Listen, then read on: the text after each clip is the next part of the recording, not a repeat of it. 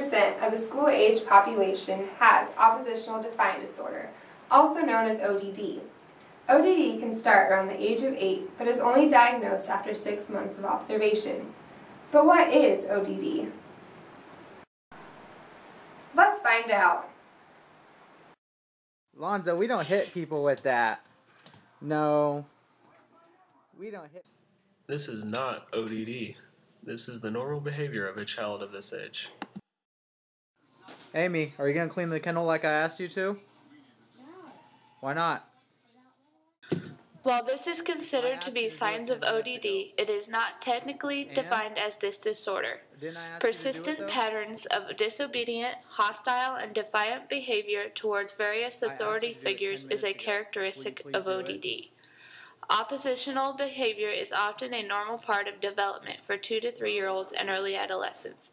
However, openly uncooperative and hostile behavior becomes a serious concern when it is so frequent and consistent when it stands out compared to other children of the same age and development level, and when affects the child's social, family, and academic life. So, what kind of signs does one look for in this disorder?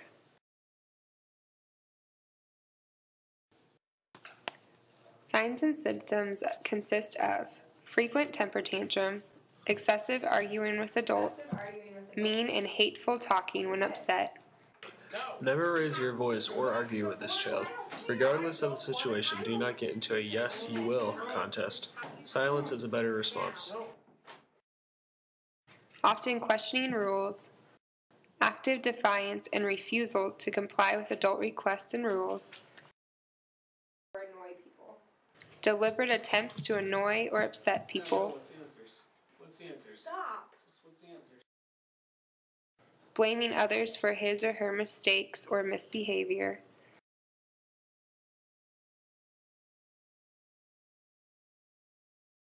often being touchy or easily annoyed by others,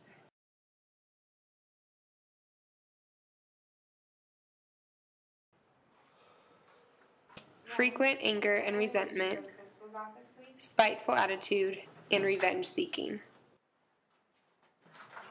While dealing with a child with this disorder is rather difficult, there are some strategies that a parent or teacher may use. Establish expectations. Most students respond well when teachers clearly state their behavioral expectations. This is especially important for students with oppositional defiance disorder. Teachers may start by stating 2 or 3 behavioral goals for the student. These goals may include expectations such as I will accept the word no, or I will follow directions. If possible, include these expectations on a behavioral chart and monitor progress throughout the day. Have the student state expectations at the beginning of the day and restate it as needed. Consequences. While students with oppositional defiant disorder do respond to praise and should be given some flexibility, they also need to know that their behavior will have consequences.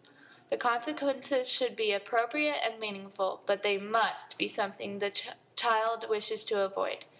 Some children, for example, love doing chores in the classroom, so this would not be an effective consequence for inappropriate behavior.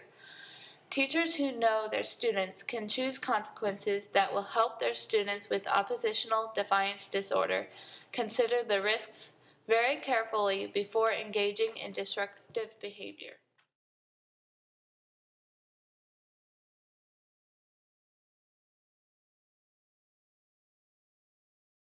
Systematically teach social skills, including anger management, conflict resolution, and how to be assertive in an appropriate manner. Discuss strategies that the child may use to calm him or herself down when they feel their anger escalating. Do this when the child is calm. Minimize the downtime and plan transitions carefully. Children with ODD do best when kept busy.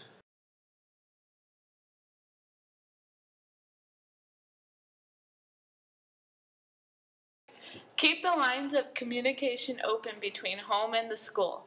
The ODD youngster needs all the adults in his or her life working together.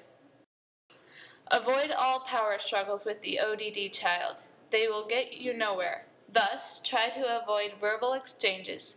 State your position clearly and concisely and choose your battles wisely. Welcome back. Being aware of the children in your classroom is extremely important. 52% of children with ODD will continue to progress with this disorder if untreated, and 30% of kids with ODD will get conduct disorder, while 10% will develop a personality disorder, which is far more serious than ODD. While there is no cure for ODD, 67% of oppositional defiant disorder will resolve within 3 years due to growing out of this stage and the treatment that they receive. Oppositional defiant disorder is sometimes difficult to handle as the teacher.